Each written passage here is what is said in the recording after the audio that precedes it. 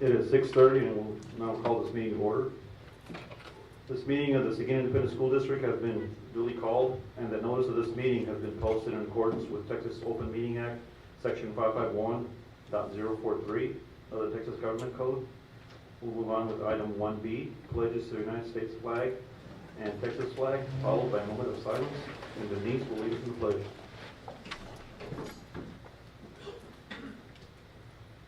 Pledge allegiance to the flag of the United States of America and to the republic for which it stands, one nation, under God, indivisible, with liberty and justice for all. On the Texas flag, I pledge allegiance to the Texas, one state, under God, one and indivisible.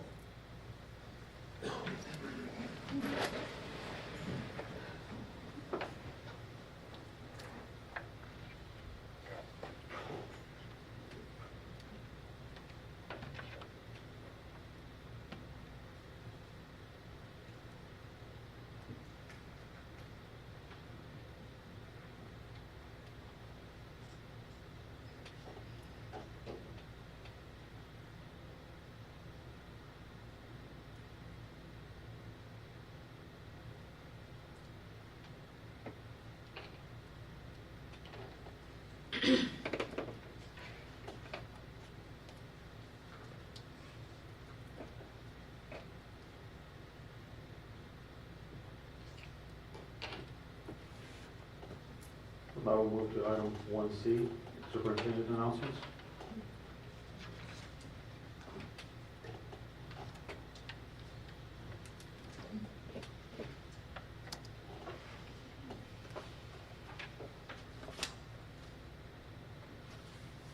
Board President and board members, I'd like to open with what I read yesterday for the presentation of the Apple Award.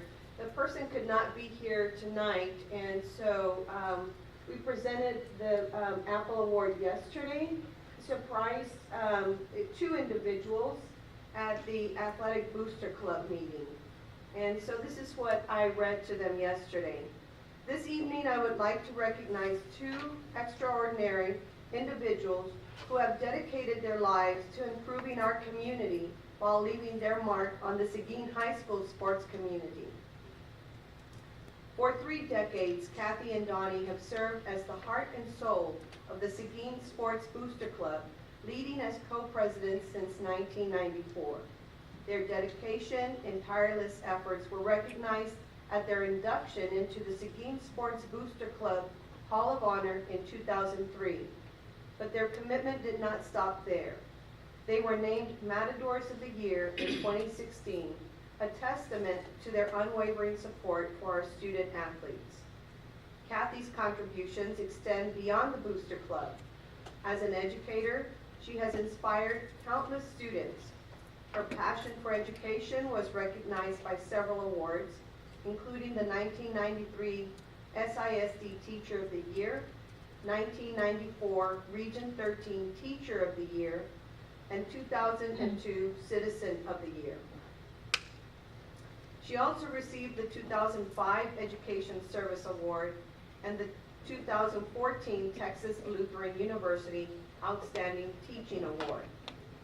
Donnie Biker, often described as the behind-the-scenes hero, is the man who makes sure things get done, whether organizing events, supporting the Booster Club's activities, or lending a hand wherever needed. Donnie's commitment is unwavering.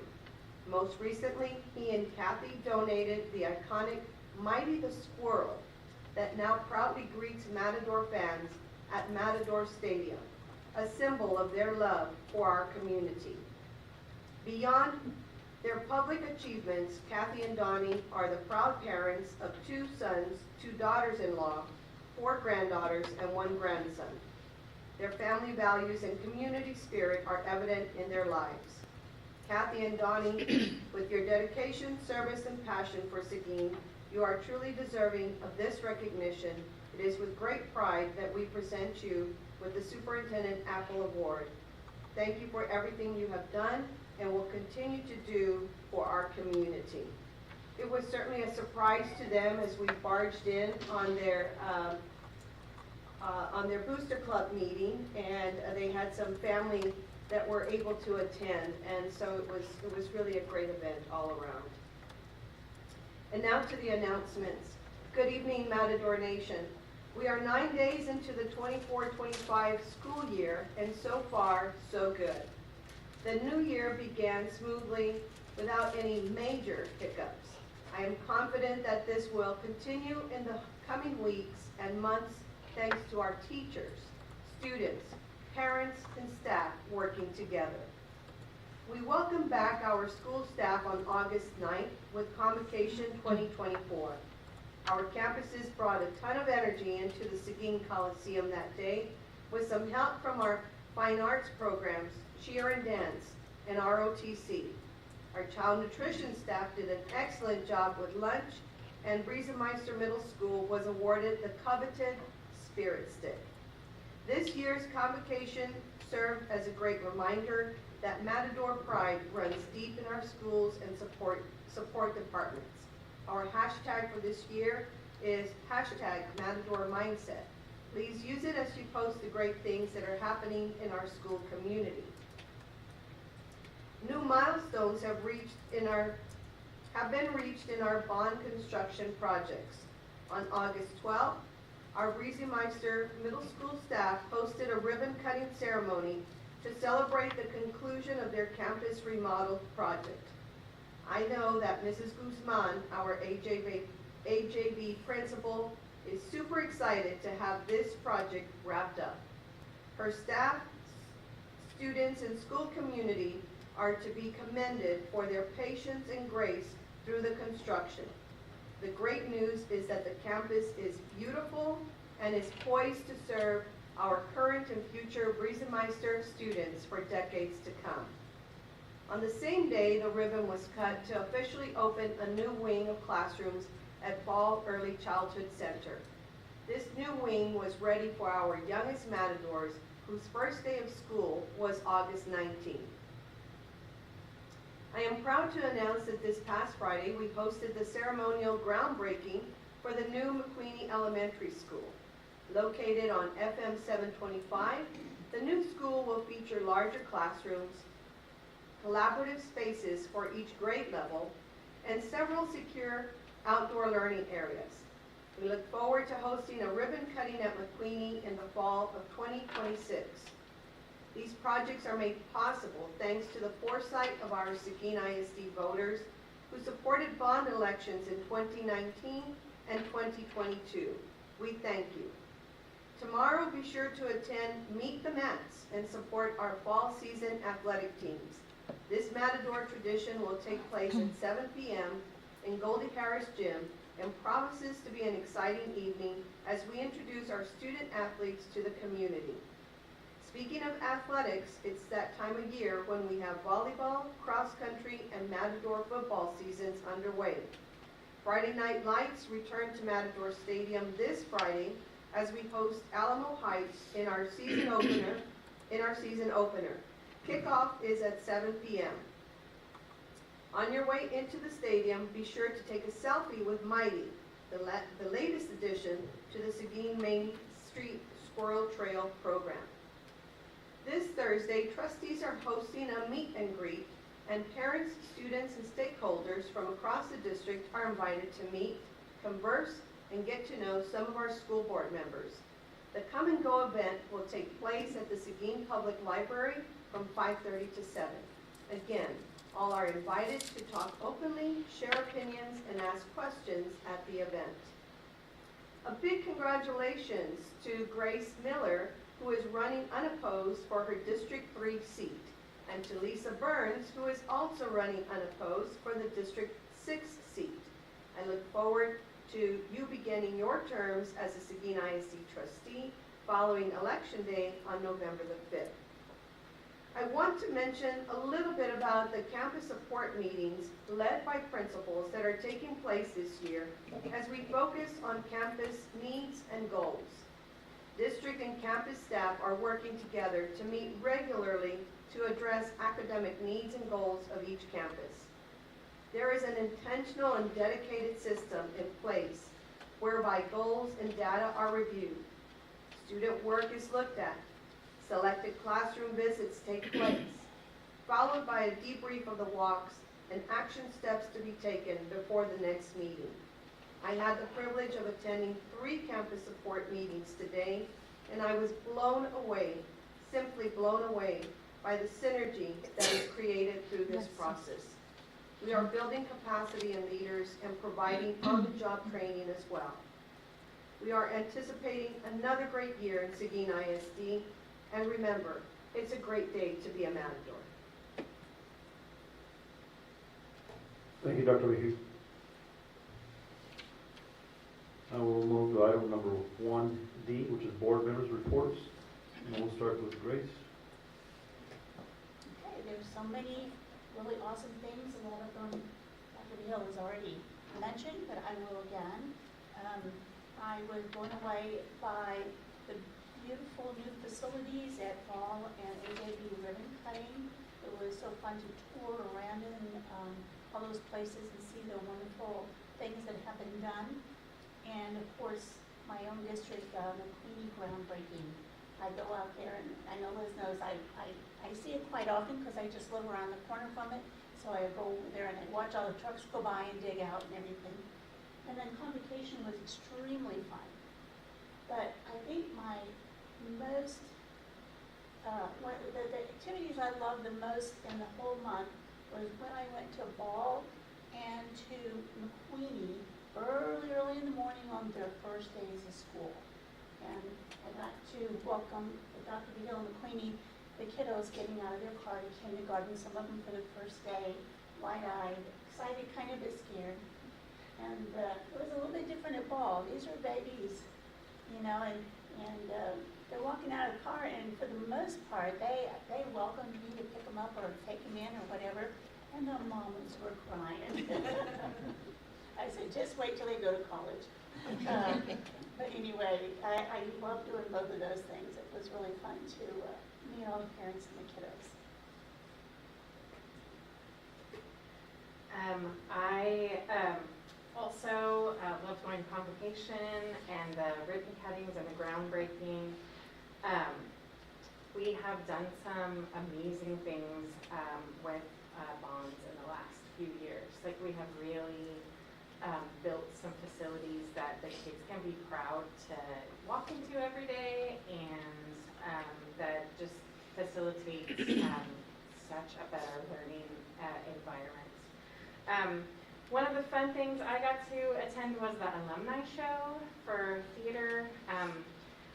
Alumni back from the 70s to kids that just graduated, plus some of our current students, put on a night of musical theater. And man, some of the people who graduated a while back have not forgotten how to sing and dance and do all the amazing things. And I never knew our own Mrs. Robles could sing either. So it was so great, and it was great to see our AJB students, our high school students, and these alums come, and the alumni talk about what theater had meant to them. And they may not be doing theater now, but in their business lives, in their home lives, they were able to talk about the great things that they had brought in from that experience through the years at Seguin High School. And they got to see our beautiful pack, a lot of them for the first time, from the 2013 launch. Kind of piggyback on the bond thing that she was talking about. Everybody should be really proud of the additions and so forth that have come to Seguin ISD. I recently have driven almost all the campuses looking at improvements that have, from the outside of course, but looking at improvements, and most recently today the softball field, which I drive by weekly to see if anything's changed or how it looks. Man, it looks amazing. But I think the community should be really proud of the school system right now. What's going on?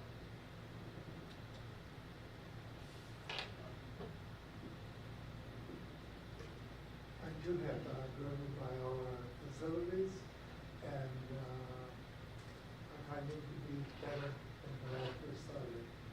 And I guess I will be doing it around next year as well as the Valley Center. serving 4 years, 8 years. Good evening. I've been to a lot of things recently, and a lot of them have been highlighted already, but I do want to say how excited I was the day that the Mighty the Squirrel was revealed. It was fantastic. It was like a little pep rally all on its own. So we had students there, which was very exciting. And I too want to thank Donnie and Kathy Biker for all that they do for not only athletics, but the difference that they make in this community. And I was excited to go yesterday when the Apple Award was revealed. And they're so dedicated. I call myself a dedicated Matador fan, but they are probably the OGs, the originals. There's many people that I would put in that category, but it really warmed my heart to see that good people doing good things in our community reaping the rewards. And I just have had a moment to reflect on the work that we've done in getting ready for bonds, and just to see those come to fruition. I mean, it's kind of one of the best groups I've ever been involved in, and this work that we do is important, and it's been very meaningful to me. And this position can't be taken lightly, and I applaud those who have stepped up and are going to be serving with us moving forward. I also attended that alumni theater presentation, and it was fantastic. There's a lot of talent that has gone through the Seguin Independent School District, and it also warms my heart when they come back and share those talents. And some of them live and work in this community, but still get that itch to perform, and I'm glad that we were witness to it. But when it happens again next year, you must attend. It was fantastic. I too attended several of the cutting and groundbreaking ceremonies in McQueenie. I was really impressed with McQueenie. We weren't here when they started off the high school. We've actually seen AJB come up and adding some rooms, making improvements at Jefferson, and of course now to Barnes. So this is the first time that I'm going to see a building from the ground up. So I got there early, before the wait, like 30 minutes before the meeting started, because I wanted to taste their coffee, have some conversations with the managers and the workers. And they didn't let me go all the way down when they were excavating because it was too dangerous. But I had a blast. And I also attended the Matador Family Back to School Bash, and there was a lot of energy there. So we're off to a good start. Thank you to the voters for supporting all the bonds that is making all this progress possible.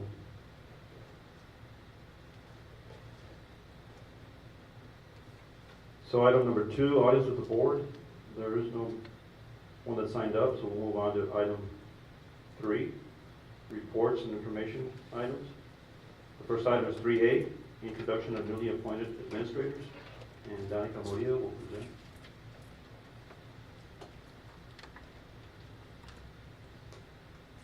Good evening, President Guetta, Dr. Vigil, and Board of Trustees. I am Matador proud to introduce the newest member of our team this evening. Emily Allen joins the Matador family as our new Director of Communications. She brings a wealth of broadcast journalism experience to the role and recently served as an executive producer at KSAT 12 News in San Antonio. With a skill set in project management, content strategy, and public relations, she is an asset to the district's communication team. Please give a warm welcome to Emily Allen.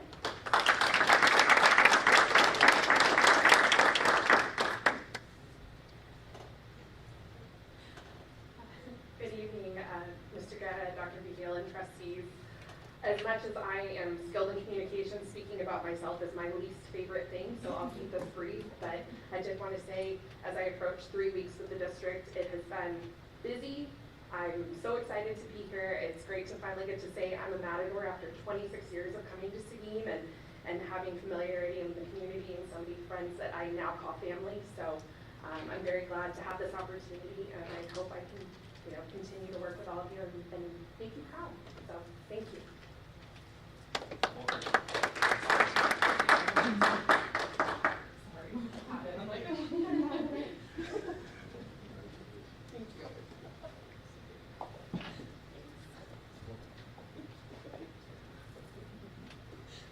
Thank you. I'm excited to be here too. Thank you.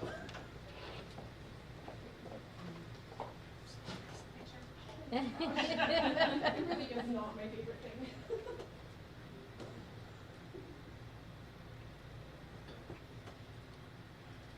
I really hope my hair looks brushed. So now we'll move to item 3B, which is personnel information, professional employees. And once again, Dr. Moria will present. Yes, sir. President Guerra, Dr. Vigil, and Board of Trustees.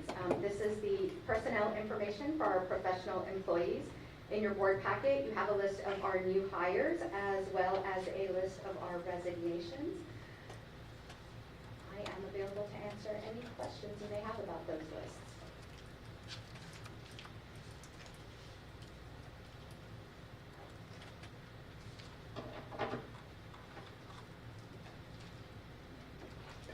Does any board members have any questions?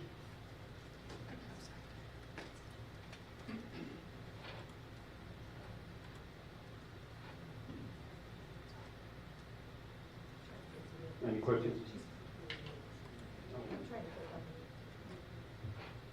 Is this about where we were last year at this time? Also with resignations, new hires, and so forth? We are low, I believe we're lower in number with our resignations and our new hires. It's exciting to see the returns, like to see people come back. Absolutely. And our hiring is always on, right? So we'll always continue to. Correct, we are Extra always steps. hiring.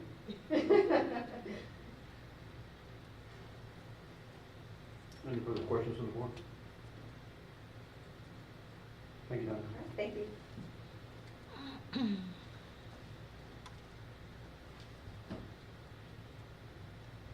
So now we'll move to item 4, which is closed session. Board will adjourn into closed session pursuant to the following sections of Texas Open Meeting Act. 4A, pursuant to Texas Government Code Section 551.071, 551.074, 551.129, consultation with legal counsel, including possible telephone consultations with legal counsel as necessary to address legal concerns, implications, and answer any legal questions regarding posted agenda items.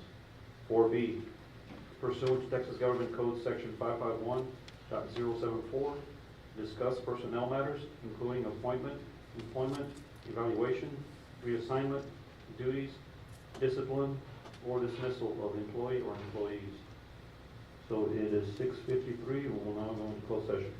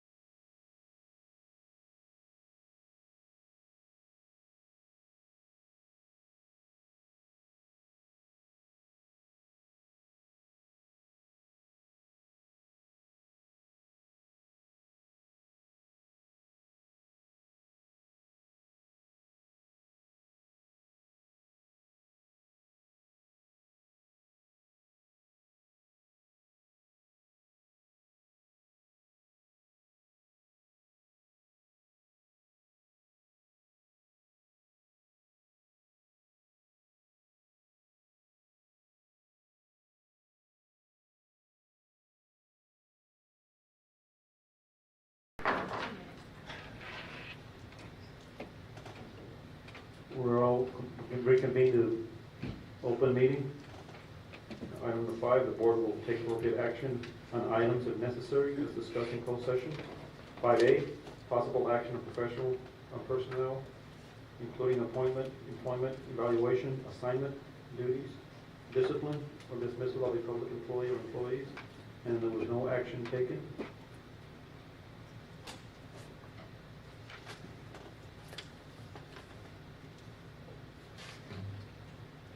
Now we'll move on to item number 6, the consent agenda. Consider and possible approval as applicable.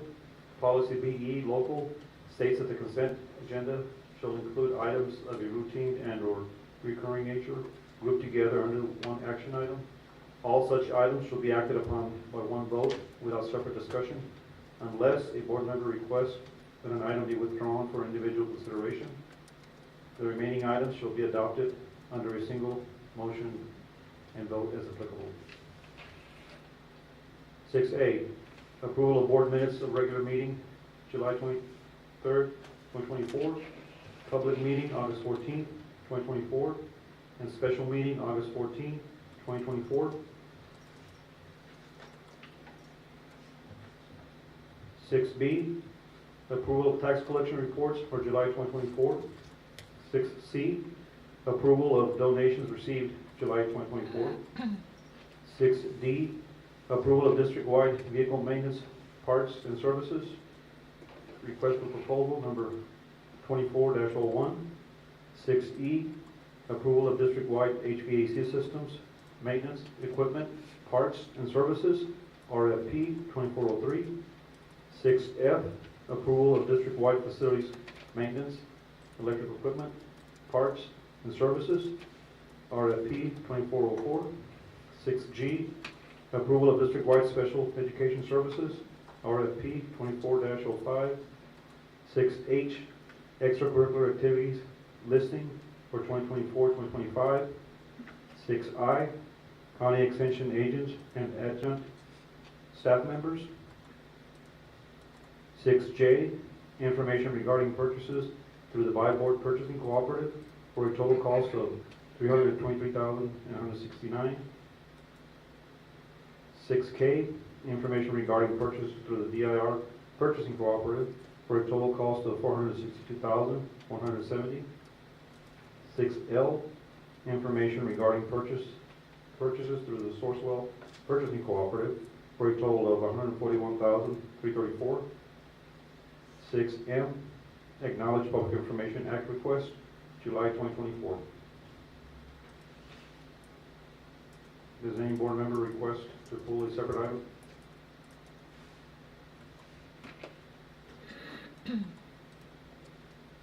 Hearing none, do I hear a motion to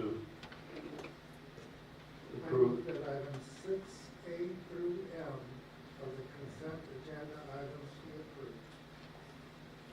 Motion has been made by Ben Amador to approve the 6 agenda items. Do I hear a second? Second. Motion has been made by Ben Amador and seconded by Carl to approve the agenda items on 6A through 6M. Are there any discussions? Any discussions? All in favor, raise your right hand. Motion passed 6-0. Moving on to item number 7, action items. 7A, consideration and approval of School Health Advisory Council Annual Report, known as SHAC, goals and committee members. Presenter Pete Silvas.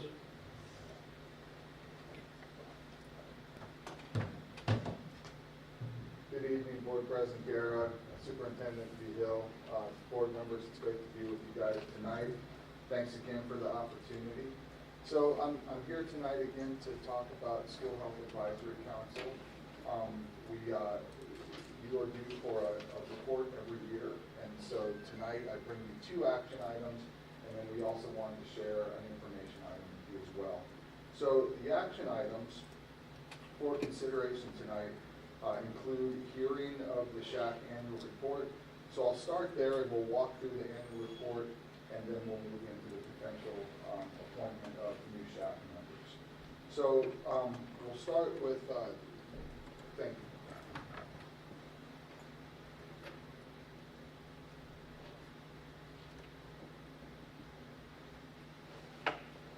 There we go. So I want to just remind you again that the Shack is a community board that brings community input to you. So you appoint the Shack to provide that community input on an annual basis based on the bylaws that we have adopted as a Shack. The way that the state explains this to us is that we must have a minimum of 5 members appointed. The Shack bylaws are written between 11 and 21 members. We must have 1 appointed member to be the chair or a co-chair, and that person must be a parent. And then in addition to that, you get the annual report. So with that, I'm going to move right into the annual report. Having a little trouble with the clicker, so bear with me. So we have 4 ongoing goals for the Shack. The first is to promote student nutrition. The second, to increase opportunities and access for physical activity for all student staff and the community. Third being to increase parental community involvement, to include support of coordinated school health and the Shack. And fourth, to educate the whole child with health and wellness at the center of academic achievement. So we try to keep our efforts all revolved around those 4 areas. Notable achievements from this past year was an update to the Shack bylaws. And really, we just adjusted things that affect the operational side of the Shack. The most important thing to point out is that in the past, we had included appointment for a 2-year term. And what we found was that didn't work well for the community because the nature of the requirements to be a parent of a student in the district, every single school year, your situation might change. And so what will happen from now on is that we would like to present to you an annual report in August. At that time, we would request that you appoint Shack members for the upcoming school year. And so we feel like that's a good routine to get into. So in addition to that, we made some changes in to subcommittees. So we had several subcommittees listed that really we never had those subcommittees exist in operation. So the only subcommittee that is required is that of a physical activity subcommittee. So we'll have that, but the other subcommittee work will be absorbed into the Shack as a whole. So those were the main changes that happened. Other notable achievements of this year was that the Shack approved many instructional materials. So the first being to meet the requirements of Senate Bill 9, and so that included the child safety matters. And you'll recall that that happened very recently. So I've been with you to talk about Shack updates quite often this year, and most of it was related to this instructional material adoption. So child safety, teen safety, both of those programs are written by the same author and just addressing different ages. You also approved use of RAD-Kids. RAD-Kids was used this summer at a free summer camp that happened at the Irma Lewis Outdoor Learning Center in partnership with Guadalupe County Child Advocacy Center. So we're really excited about that. We also adopted curriculum to meet House Bill 1525, and so you'll recall that we adopted 3 different curriculum, one being the Procter & Gamble puberty education to be happening in 5th grade, Living Well Aware at 6th grade, and the SHARE, Sexual Health and Relationship Education at 9th grade. I thought you might be interested in the number. You'll recall that one of the provisions written into House Bill 1525 was that all students needed to be opted into that. And so I thought you might be interested. So the 6th grade participation out of the whole class was 198, and the 9th grade was 359. So really pretty good participation, especially at the 9th grade for that. That provision goes away at the end of this month, and unless legislation changes, that gives school districts the option to go back to an opt-out if they wanted to. That's something we should consider in the future, is how we want to approach that. If we want to stay with an opt-in, move to an opt-out, and so that can be for further discussion down the line. We also adopted curriculum to meet House Bill 3908, and that was Mind Matters. We participated in a focus group with Texas A&M Extension Agency. This was really a neat opportunity to provide feedback that would create a data set that we can use around the state, and that was a lot of fun. And then we also welcomed new members to our shack. The members that I would like to thank for their service over the 23-24 school year are listed there. I'd like to highlight that Mark Dibble served as the shack chair, and really thank him for his ongoing efforts as well. And last, we'd like to highlight that the shack continues to support our child nutrition department. As you all know, our child nutrition department works really hard, and our shack is very proud and supportive of the efforts that they make. And so that is always something that we want to highlight. And that takes us to our next potential action item, and that is going to be the potential adoption of shack membership. And yeah, thank you, Joe.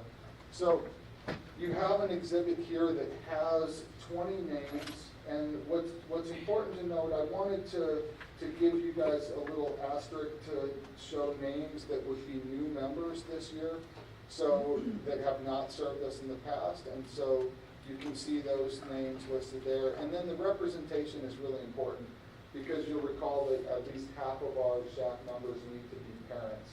And if they're parents and also a school district employee, that kind of wipes out their parent status and they become a staff member. So we can't double dip in that area. So it happens that based on, we had open application, you all had a copy of the applications.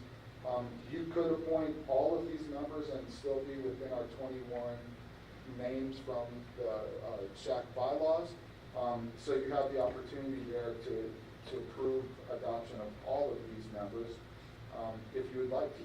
So that takes us to our two action items, and then the last being just the bylaws were shared with you if you wanted to see what those were. The bylaws don't need your action. Those are an administrative document of the shack and kind of a living document, but we wanted you to be able to see those. So I'll yield to questions if you have any. All right. Thank you so much. Thank you, Pete, and thank all the members also. I know it's a lot of work, and people go to work, and then after that, they go to committee meetings. How often do you all meet, once a quarter, or? We're required to meet 4 times a year, and what we schedule for is for 5. And so that gives us a chance if we'd ever have a need to cancel a meeting. Typically, we haven't had that happen, but we have 5 a year. Thank you. Thank you. Mr. President, I move for approval of the School Health Advisory Council Annual Report, shack goals, and committee members. Second. Motion has been made by Linda to approve action item 7A, and second by Ben Amador. Are there any discussions? Any discussions? Any discussions? All in favor, raise your right hand. Motion passed, 7-0, 6-0. Next item is 7B, adopt a resolution for the assignment of fund balance, and Liz Oates will present. Good evening, Mr. Vera, Dr. Vino, Board of Trustees. This first item is an assignment of fund balance for the 24-25 school year. We talked about this a little bit with our budget adoption. We had an assigned fund balance in the 23-24 school year of about $12 million, but some of those projects were not complete or did not need to be paid for until after the end of the 23-24 fiscal year that ended on June 30th. So you assigned about $12 million in fund balance in 23-24, but essentially we only used about 9. So the rest of that will have to be paid in the 24-25 school year, and this is the balance.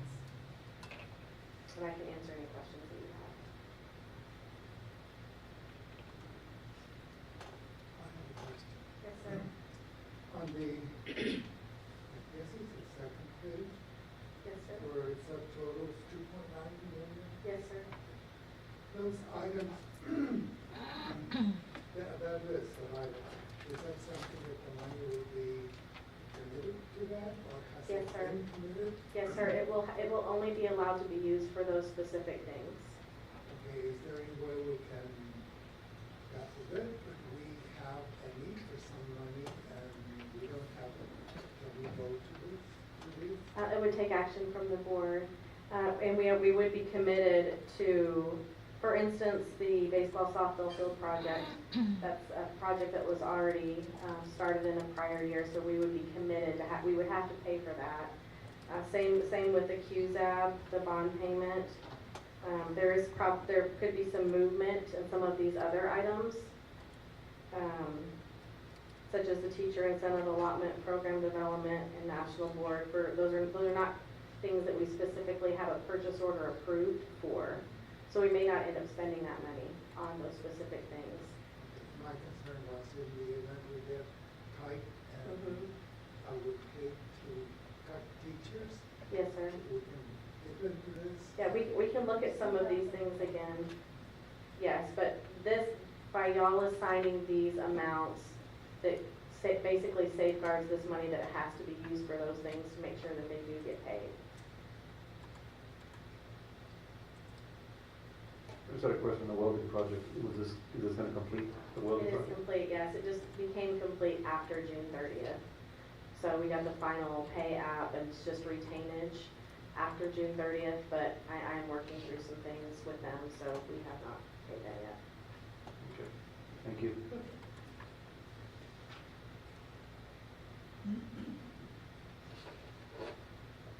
Do we hear a motion to approve item 7B?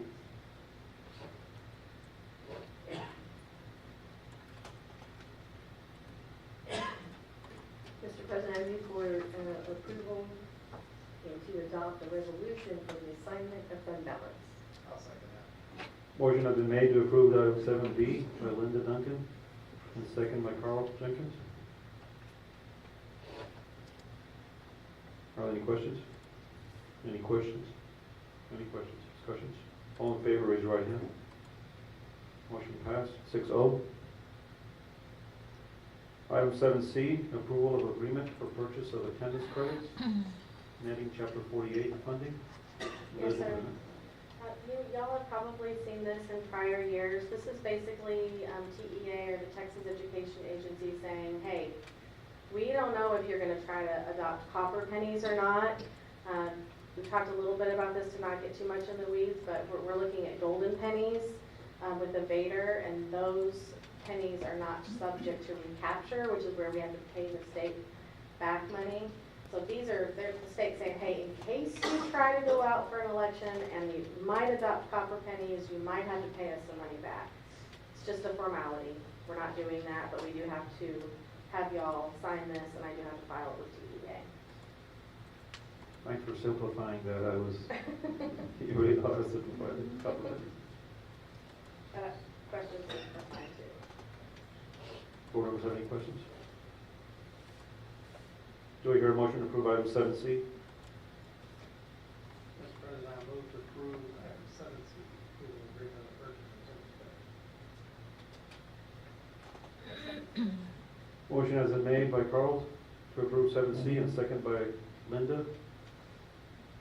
Are there any discussions? Discussions? Any discussions? All in favor, raise your right hand. Motion passed 6-0. Thank you. Thank you, Liz. Item 7D, 2024-2027 Seguin ISD Goals and Strategic Plan. And Jason Mermer will be the presenter.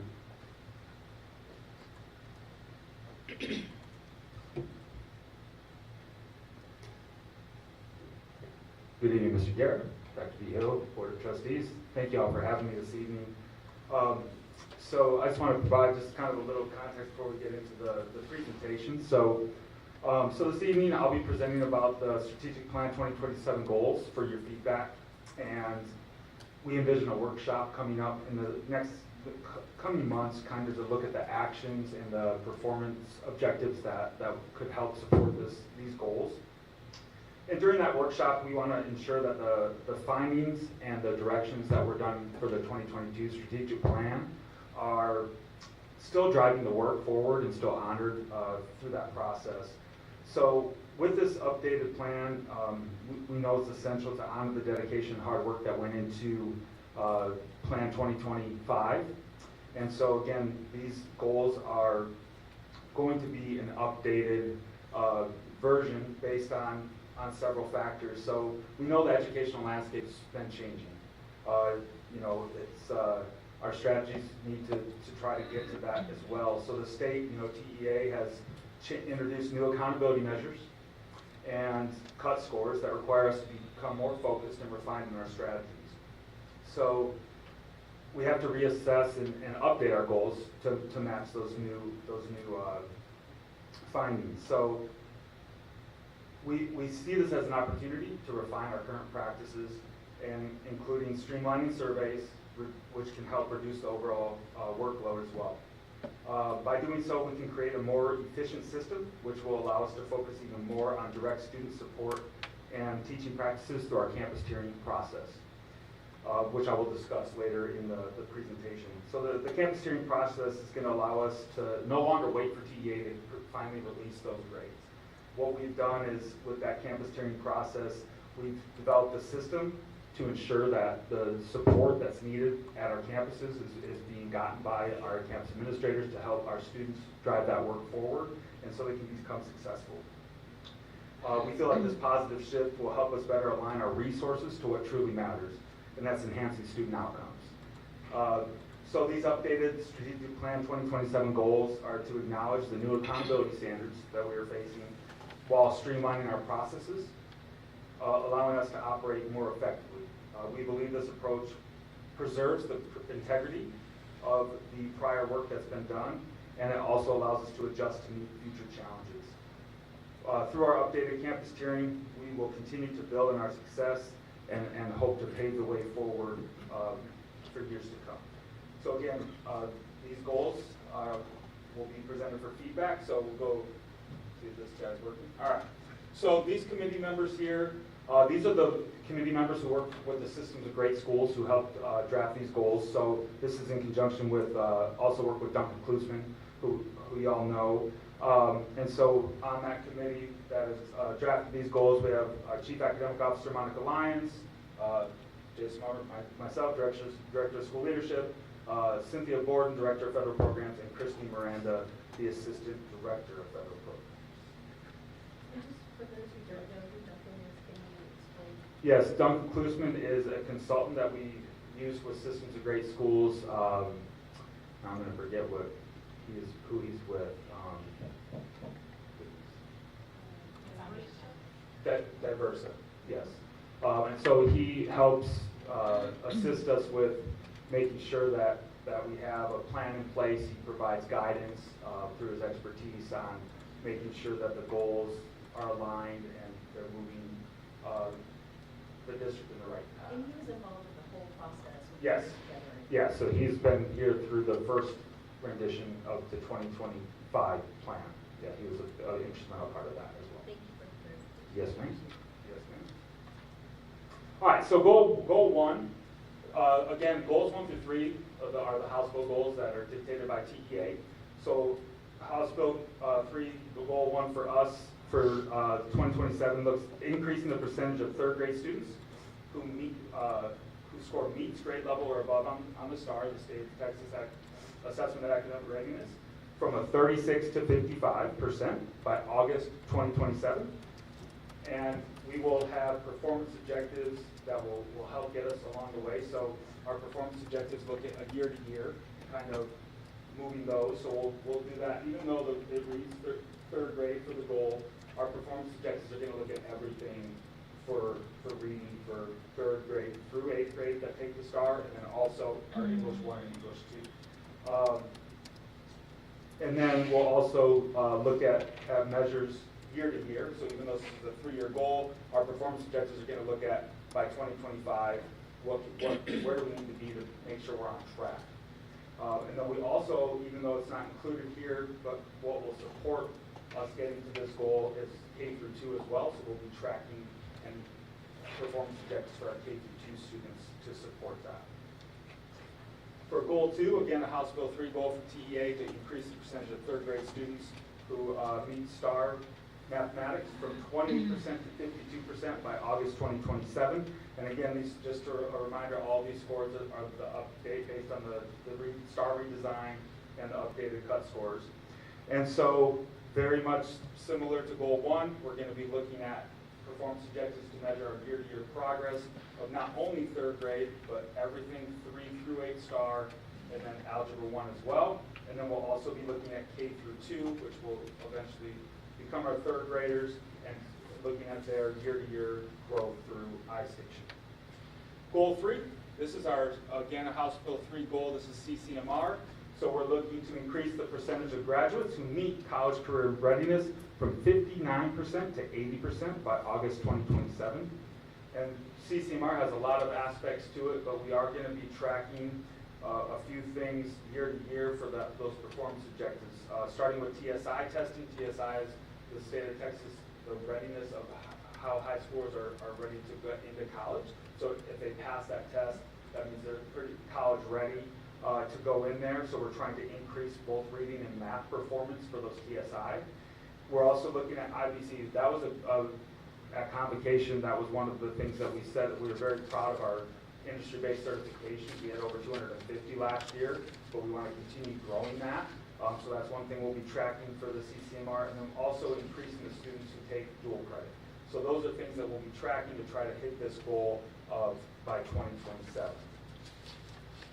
Goal 4, so as mentioned in the opening and providing the contest, one of the things that we want to do, we want to honor that we're collecting feedback and improving on all of our practices, social, emotionally, and satisfaction from students, staff, and parents. But we want to do it in a more streamlined fashion to make sure that we're getting the data that we want and being able to do so efficiently. So the goal is Seguin ISD will improve student, parents, and staff satisfaction as determined by the Gallup poll.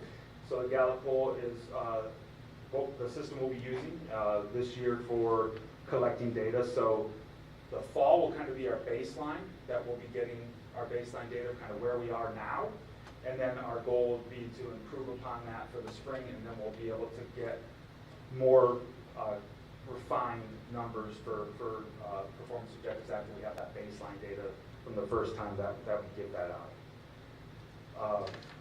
And then finally, our North Star goal. So again, this is from Systems of Great Schools. Our North Star goal here is that 80% or more of Seguin ISD students will be enrolled in a campus that is Tier 1 or Tier 2 by August 2027 based on the School Performance Framework campus tiering. So what we are wanting to do here is make sure that 80% of our students are at these schools that holistically, not just based on academics only, holistically are at schools that are performing well. And so what that looks like, I'm going to go to this next slide here and I can go back. This is the campus tiering rubric of a holistic view of Seguin ISD campuses beyond the letter grade. And so this is what is going into that tiering process. So we have not student achievement and student growth, yes, those are very important pieces, right? And that is also covered in some of the other goals. But we know that it's also about having highly qualified staff and making sure they're retained at the campus to make sure those students are receiving that high quality instruction. So that's a big piece there. Our student discipline, making sure we have good systems in place to support those students.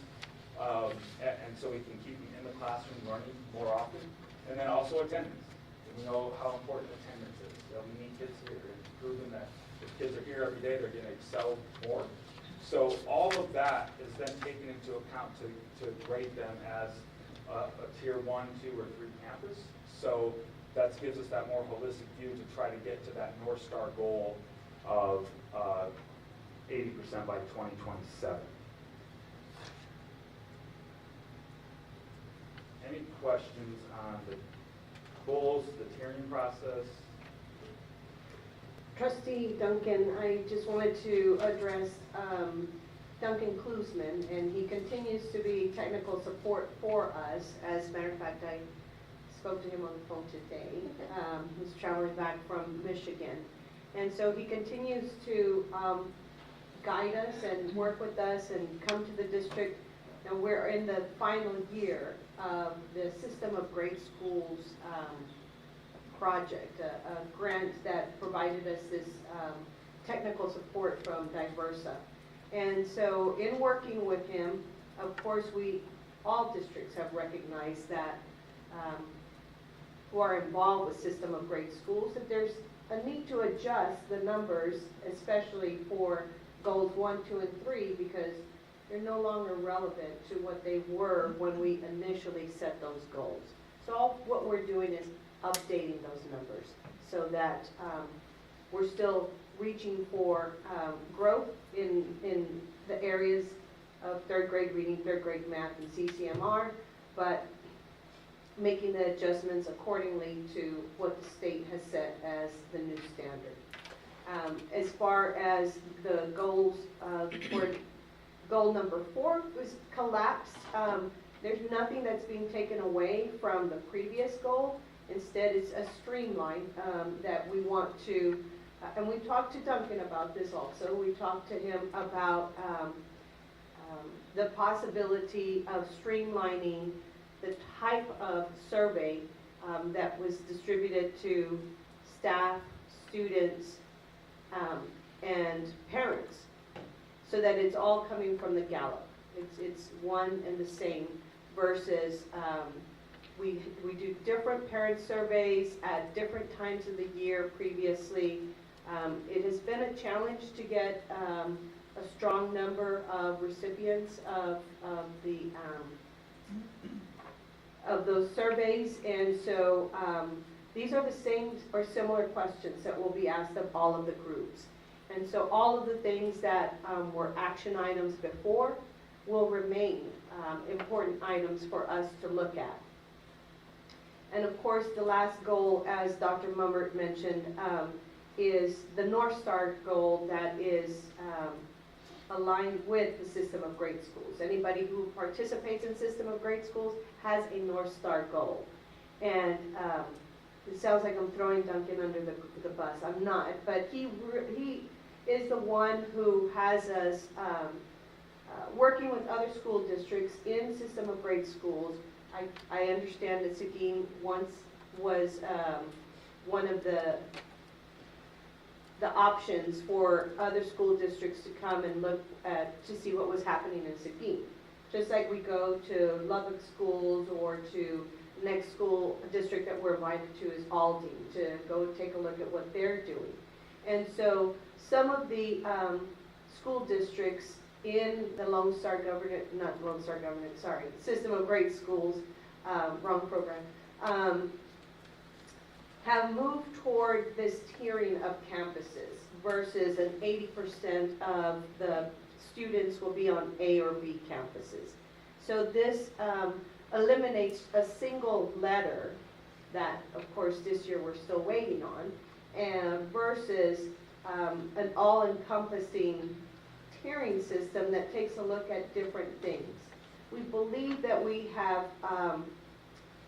reviewed and looked at the belief systems that were initially discussed in 2021. We have that document that we have reviewed, which talks about the belief statements and why it's important to look at things beyond just the letter grade or the state accountability system. So this is the reason that we are presenting these goals. It's really an extension of what we have, although modified, but more, I would say the word is streamlined for goal 4, as it talks about the different surveys for the different groups that we still want to meet with. And as Dr. Mummert mentioned, we still have work to do. These are just the goals. We want feedback, we want approval of these goals so we can continue the work with the community and for feedback for performance objectives that align with these goals and the action items, those that we want to keep, those that we want to change. Of course, when we initially started with System of Grade Schools, we were not a part of the Holdsworth project either. So we have to take all these things into consideration as we move along the years, COVID being in the middle of all of this, and make adjustments where necessary. I appreciate that clarification, more explanation. And I just want to assure the public too that this isn't, those goals, these new goals, is not something that's going to go and sit on a shelf somewhere, that it's a living, breathing, document, if you will, and And I'm sure we'll get reports maybe monthly or as we've done in the past on how we're getting closer to meeting those type of goals, and then aligning that even with the superintendent evaluation. So all those things really remain the same if I'm stating that correctly. And just to assure people that we are still working toward those goals, appreciated the input, and we're continuing that work. Thank you. Thank you both.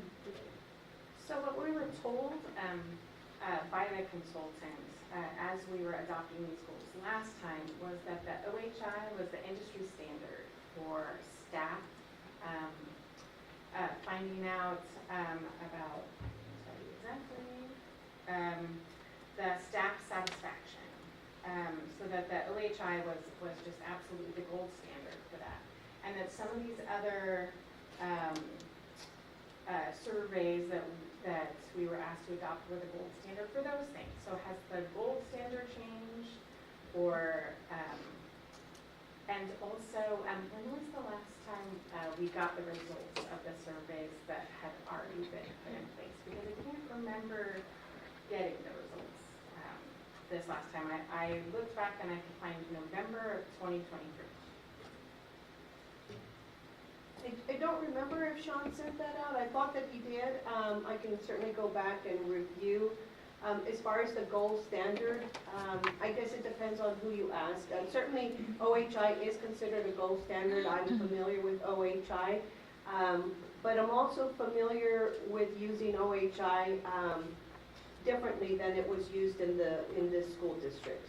And that is to hire consultants that actually come in and break down the data and present it to principals, and then they set goals from that. And it's almost like a coaching opportunity that they come back and they're working with the principals. My understanding is that we have not done that with the OHI. I've got some maybe kind of questions, I guess. Goals 1 through 3 have the percentages. So the first percentage is where we are now. Yes, ma'am. Okay. And then who sets up the second one? Is that the state, or is that something that y'all come up with? That is something we come up with based on where we need to get towards that goal of that end goal of North Star. So if we get to those numbers, those two components of the tiering there, the first two, we would be at the top of the score there, so that would get us there. So if we hit 1, 2, and 3 goals, we'll get to that North Star goal. I was just confused about, I didn't kind of figure where the 28% came from, but I didn't know where the 52% like all this in 2017. Yes. And this is why, and with accountability, because it is so complex, there's long-term targets, and so we have to think about this is a 2027, those targets change, so we have to, that might make the gap look like it's wider because it's getting wider because they change in long-term versus short-term targets as well.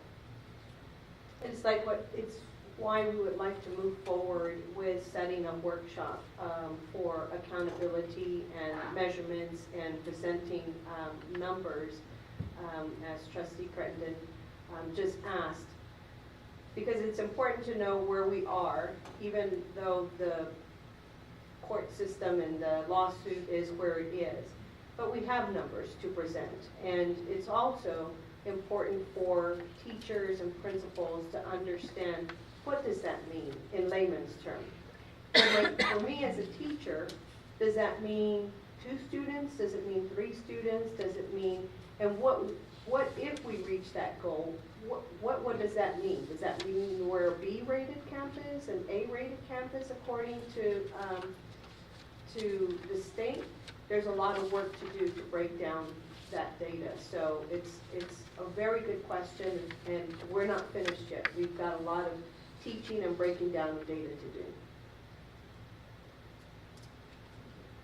It's hard to tell from the small amount of information here, but will everything that's in the balanced scorecard from the current Thriving Learning Community Goal, will all of that be in the new strategic goals?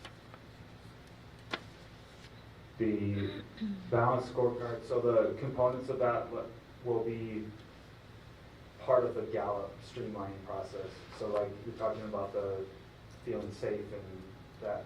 And there's some other things about involvement, student involvement, parent involvement. There were a lot of other things that weren't perception. They were hard numbers rather than just perception. So it wasn't, they weren't subjective goals. They were objective numbers that you could have. Right, and so as Dr. Vigil also spoke on, in this goal, those are the actions and the performance objectives that can help support this goal.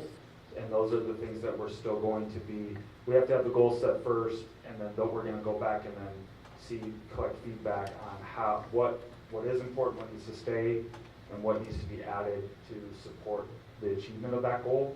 So that's where the pieces of that balanced scorecard will go in as either performance objectives or potentially actions to help make sure that we improve on student, parent, and staff satisfaction.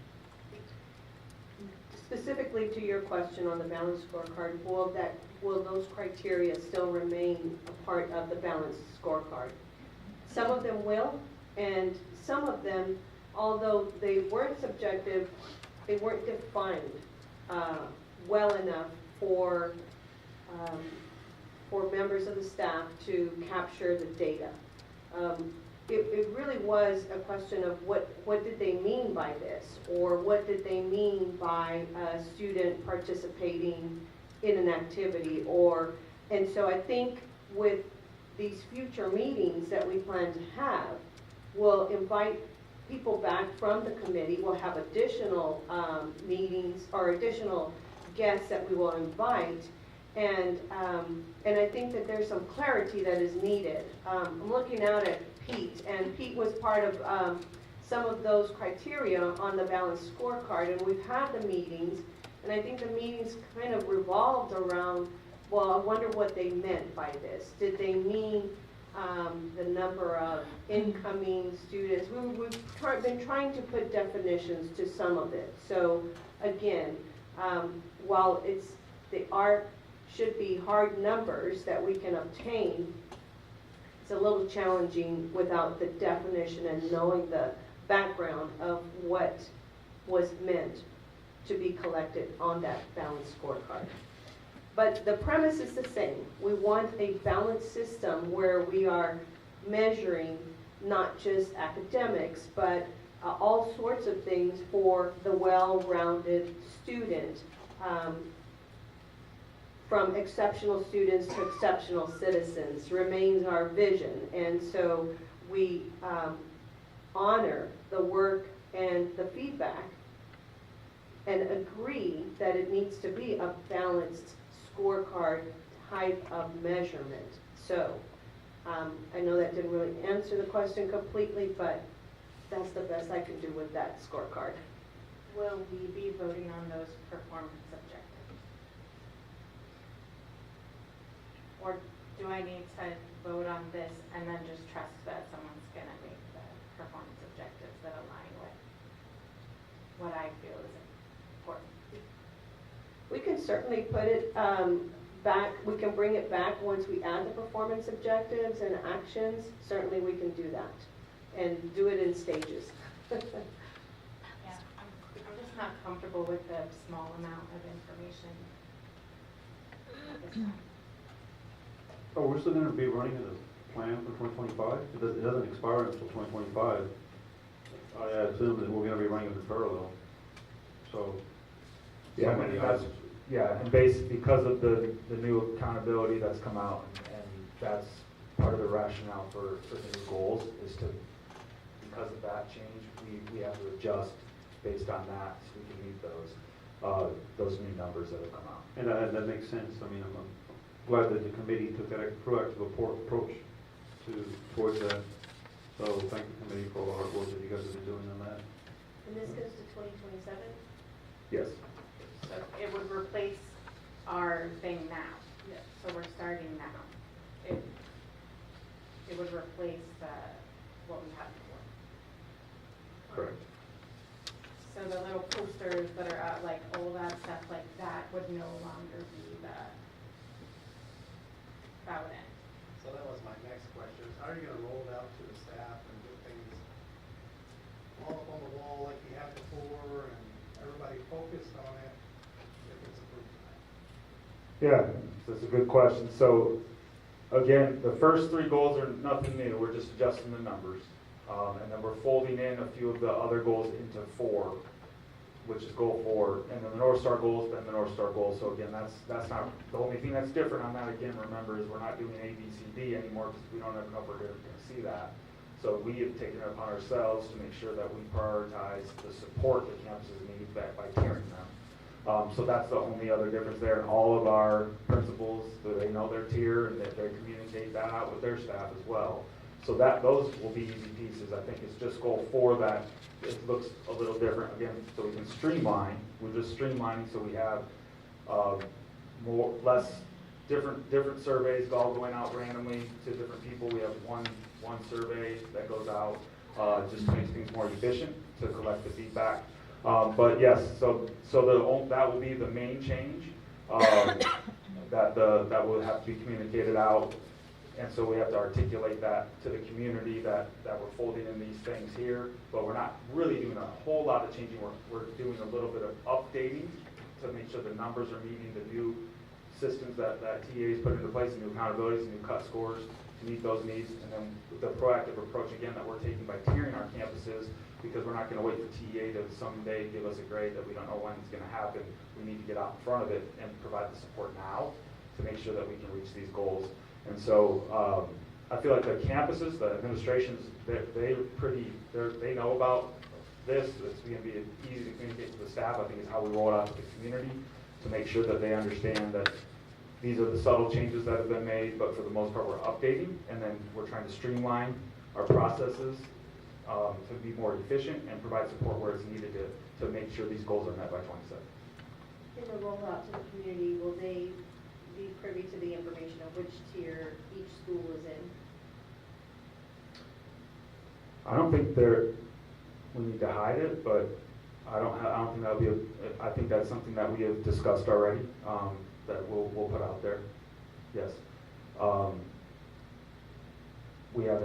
We're not gonna hide behind anything. We're gonna be transparent with where they are, just as if they were a letter grade. Yes.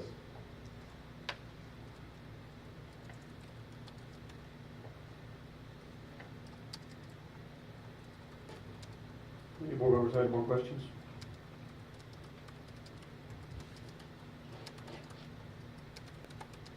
Thank you, Mr. Miller. Yeah, thank you.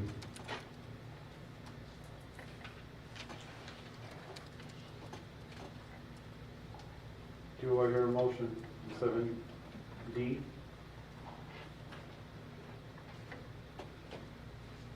move to approve action item 7D. Motion has been made by Ben Malone to approve item 7D. Do I hear a second? I will second that. A second by Carl. Any more discussions? Are there any more discussions? Any more discussions? Yes. Yes.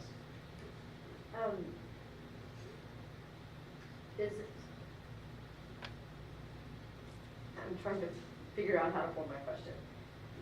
As it's written here, it just says 2024 to 2027 Seguin ISD goals and strategic plan. Is it wanting us to approve it? Because it doesn't say approval of 2024 to 2027 Seguin ISD goals and strategic plan. There's also no strategic plan, it's just goals. If I'm looking at it, there are goals, but I don't see a plan.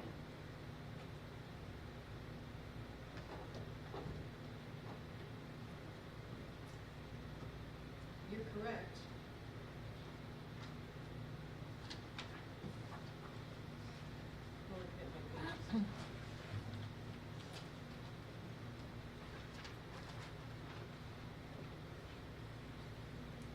Some of the recommendations.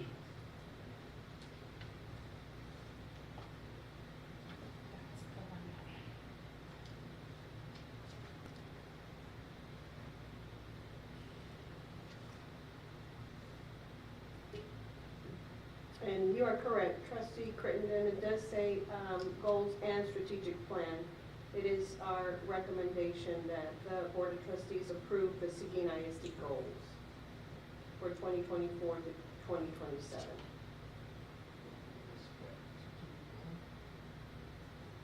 We have a motion on the floor.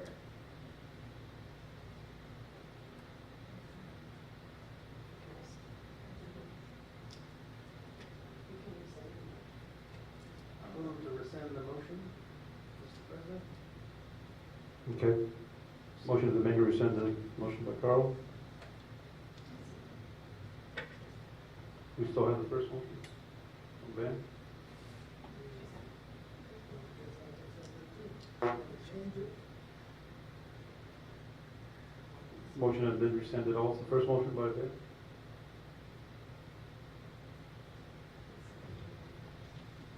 Okay. Seconded by Grace.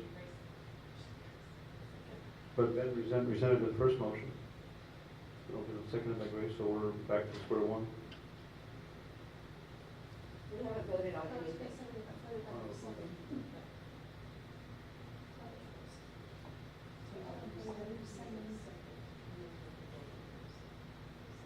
Do I hear a motion, or take a vote on who wants to rescind the second motion? All in favor, raise your right hand. Sending the motion 6-0.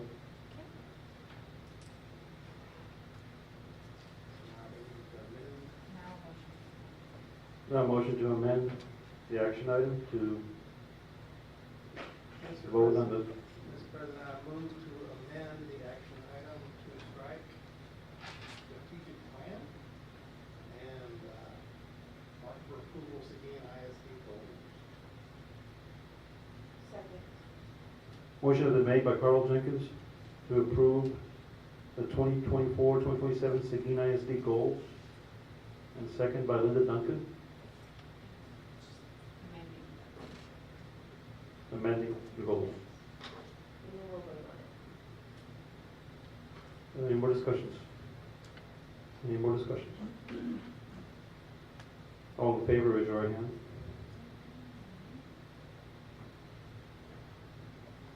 Voting on the amendment.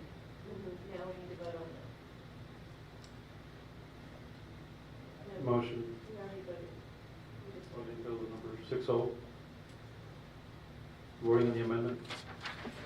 So I just want, I have, just for the record, we have, originally Mr. Amador moved, second Mr. Jenkins, but there was no vote on that. We have Mr. Jenkins, moved to rescind the motion. Ms. Miller seconded that. Vote was 6-0. Mr. Jenkins moved to amend the action item to strike out strategic plan to approve the 2024 Seguin IEC goals, seconded by Ms. Duncan. Vote 6-0. Is that correct? That's correct. Thank you. Approve as amended. Now we need to move to. Okay, so we move to approve. So, Mr. President, I move to approve the Seguin 2024 to 27 Seguin ISD goals as amended. Motion has been made by Carl Jenkins, Second. second by Ben Amalos. Are there any more discussions? I just want to say one thing. I really appreciate, I know all the number crunching that had to happen to get especially these numeric goals. I know that was a lot of work and I really appreciate it. And like I said, I'm just somebody that needs a little bit more information. There's some things that are not number-based that I really want to make sure are part of our goals, and so, say that. Any more discussions? All in favor, raise your right hand. Motion passed 6-0. 5-0. All against? One against. Cindy? Denise, right? Now we'll move on to item 7E. Discussion and possible approval of accepting nominations for naming of the Seguin High School baseball complex or parts of it. And Ms. Nikki Beating will present.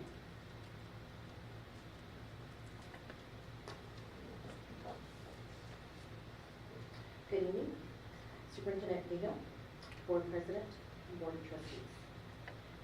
This evening, we will have a discussion and possible approval of accepting the nominations for naming the Seguin High School baseball complex or parts of it.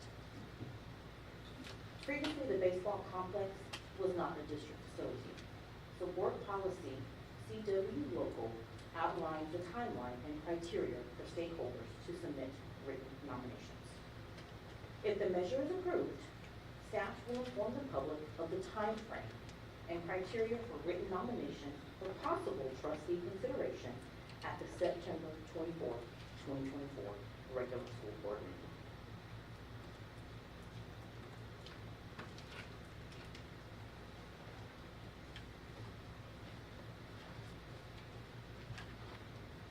Do you feel like this is enough time to give people to do the nominations? I know we did it this way when we did the naming of the new learning center. I'm just wondering what everyone thinks about that, if that's enough time. It just sounds like we're rushing. We like nominations. Do you need, enough time, like, putting it out there for enough time? Yes. Or enough time before we're opening the facility? Enough time putting it out there, not opening of the facility, but Like, the 30-day window that we, was it Right. 30 days last year? So with this one, it would be, they would have until September the 18th.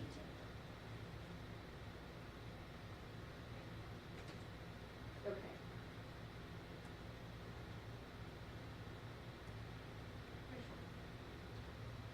So sure.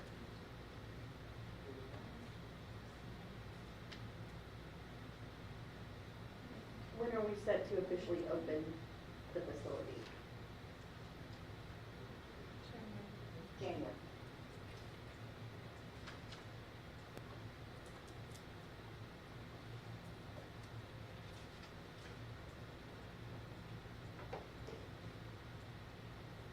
Any other questions, discussions? Well, I'm looking at CW Local, and it does discuss the time frame. And so it says superintendent shall announce a time period for receipt of written nominations. This time period shall be for approximately 30 days and shall occur at a time that will permit the board to deliberate on the nominations and make a selection prior to the opening of the new school or facility. There's nothing that says today that it has to be done by September. And so all we're asking is for the process to begin, for the board to approve the process to begin this. Okay, thank you. What if we get nominations that we don't approve? What do we, the nominees think?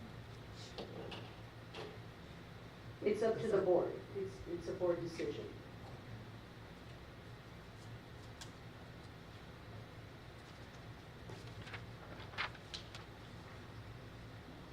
So having clarified item 7E, do I hear a motion to approve? Mr. President, I move for approval of accepting nominations for the naming of the Seguin High School baseball complex or parts of it. Motion has been made by Linda Duncan, do I hear a second? Second by Denise Britton. Any discussions? Any discussion? All in favor, raise your right hand. Motion passed 6-0.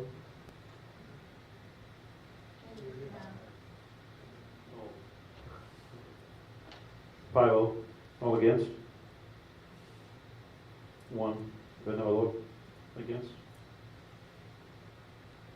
Item 7F, discussion of possible approval of accepting nominations by naming of the Seguin High School softball complex or parts of it. Yes, sir.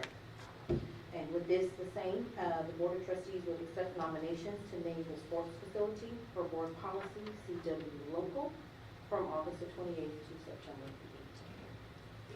the 18th. Again, the timeline. That's right, thank you. The time frame. That's right, correct. We're not gonna put an end date. Correct. Apologies.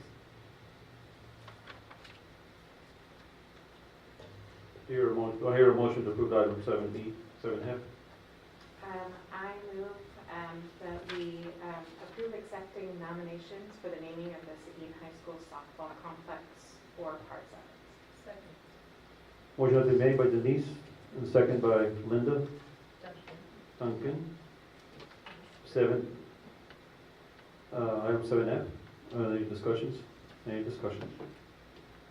All in favor, raise your right hand. Motion passed 5-0. All against? Ben, against?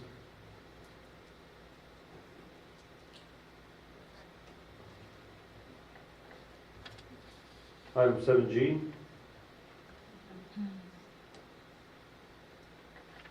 Seven G, designation of non-business days for Public Information Act, PIA request, Ms. Nicovitti. Yes, sir. The destination of non-business days for Public Information Act, PIA request. You recall last year, a new bill started that we have to designate, House Bill 3033 states that school boards may designate up to 10 days that the district may consider non-business days under the Texas PIA. What we would like to present today is the 10 proposed non-business days for each annual academic school year would be Monday, Tuesday, and Wednesday of the spring break holiday, Monday, Tuesday, and Wednesday of the Thanksgiving holiday, and the first 4 days of the Christmas winter break holiday.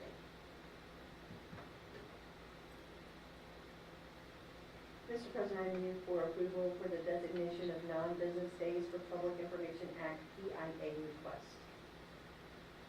Motion has been made by Linda to approve item 7G. Do I hear a second? Pardon me, Linda Duncan. Second by Ben Amador. Any discussions? Any? I actually just had one question. The first 4 days of Christmas winter break, if one of those is Christmas, like it is now, does that already not count? Or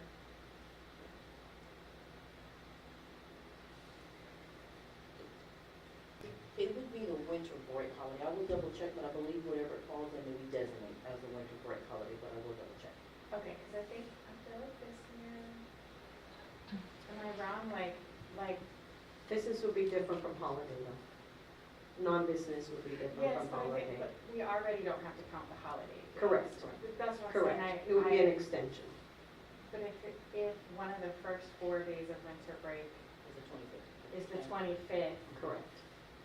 are we losing a day, or, that's my question. I will double check that we would gain, I believe gain 4. I will double check and get back to you on that to make sure. I just said, this year, like, I feel like Christmas is right after we get out, and I think it's maybe the Wednesday. So Okay. that was How would you my, know? if we were not costing ourselves a day, could we fix this at a later time? Okay. Any more questions, discussions? We actually did have a request last holiday break. Correct. Any further questions? Discussions? Do I hear a motion to approve item 7G? Linda Duncan first and Ben Amador seconded. Is there any more discussions? All in favor, raise your right hand. Motion passed 6-0. Thank you. Thank you.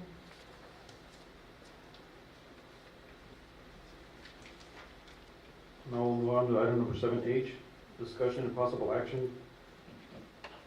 Find no good cause exists for educator resignation, and Donica Morillo will present. Good evening again, President Guetta, Dr. Vigil, and Board of Trustees. So as stated, this is an item to discuss and move for possible action to find that no good cause exists for employee resignations that occurred beyond the penalty-free resignation date. So you will find in your board packet that we did receive 4 resignations from educators after that penalty-free resignation date. So if you have any questions questions about those resignations, I am available to answer them. Just in general, who chooses which ones are no good cause and which ones do have a good cause? Maybe they did put in their resignation after the date, but we found that there's a reason for it. Yeah, that's a great question. So TEA does say that there are 3 factors that could possibly keep an educator from being reported for contract abandonment, and that is a serious illness on the educator's part, a relocation due to a partner or spouse being moved for a job, or a serious illness of a family member that keeps that educator from being able to devote time to the job. So those, if we were to report these educators for contract abandonment, then TEA would be looking at the resignations, because we do submit those letters to TEA. They'd be looking at those reasons on there.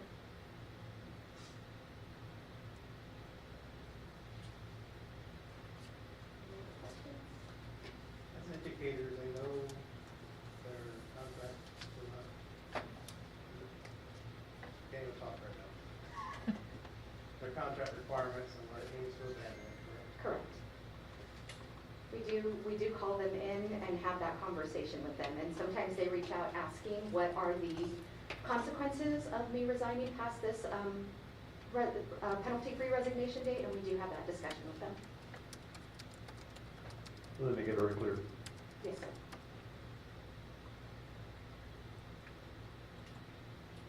Do we hear a motion to approve item 7H? Sorry.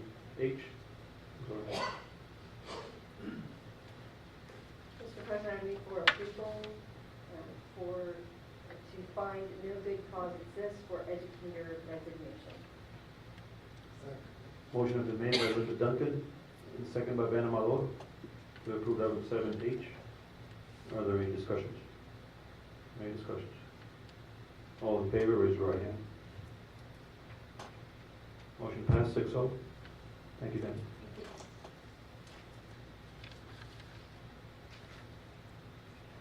So now we'll go to item 7-8.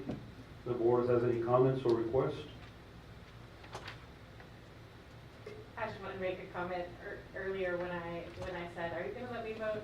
I just want everyone to know, we all have a really good relationship with each other, and I thought, well, it sounded really neat if you don't know that we all love each other. So if you're I didn't see your action. if you're at home,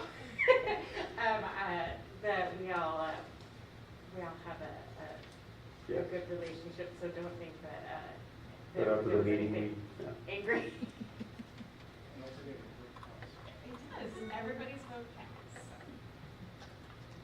Anyone else have any comments? I just want to add a comment that that gave Joshua Bright. He said he was originally scheduled to be here for tonight's meeting, but there were some delays in the flights. So I believe he's scheduled to arrive Friday. So he said he's anxious to come back, join us in the meetings.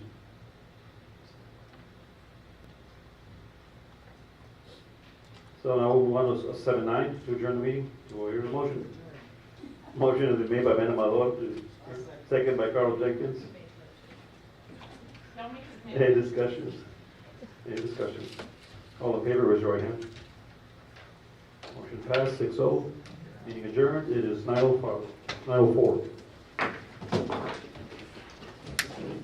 If I can just have y'all sign the resolution, there was one resolution there that needs to be signed by everybody for the assignment of fund balance.